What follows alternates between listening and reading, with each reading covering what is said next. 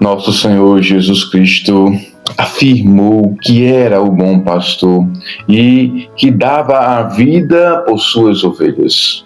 E assim ele o fez com muita maestria, com muita dedicação. Jesus cuidou daquelas que foram confiados a ele.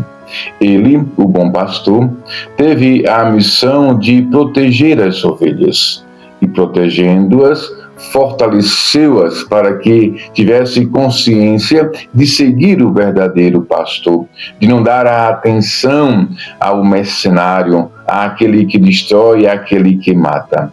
Jesus sempre mostra o caminho certo. É o bom pastor que nos dá a segurança, que nos leva no caminho seguro. Portanto, sigamos Jesus Cristo, o bom pastor, e vivamos uma vida de fé autêntica e verdadeira.